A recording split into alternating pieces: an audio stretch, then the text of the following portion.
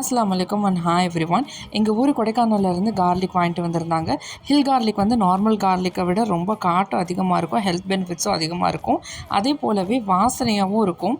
இன்றைக்கி பூண்டு ரசம் தான் வைக்க போகிறோம். வாங்க எப்படி செய்கிறதுன்னு பார்க்கலாம்.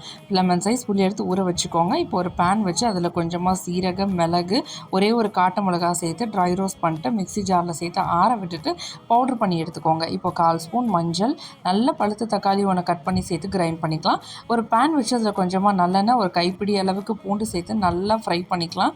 நல்ல கலர் மாறினதுக்கப்புறமா கிரைண்ட் பண்ணி வச்சுருக்க மசாலாவை சேர்த்து சிம்மில் வச்சிட்டோம் அப்படின்னா எண்ணெய் பிரிஞ்சு நல்லா தலை வந்துடும், வாசனையாக இருக்கும். அந்த ஸ்டேஜில் புளி தண்ணியை சேர்த்துட்டு 1/2 ஸ்பூன் மல்லித்தூள், தேவையான அளவுக்கு சால்ட்டு, கொஞ்சமாக பெருங்காயத்தூள் சேர்த்து சிம்மில் வச்சு கொதிக்க விட்டிங்கன்னா சூப்பரான கமன்னு வாசனையான குழம்பு ரெடி. இன்றைக்கான மினி விலாக் இது தான். வீடியோ பிடிச்சிருந்துச்சுன்னா அஃபீஸ் டிலேட்டை ஃபாலோ, சப்ஸ்கிரைப் பண்ணுங்கள். தேங்க்ஸ் ஃபார் வாட்சிங். அஸ்ஸலாமு அலைக்கும்.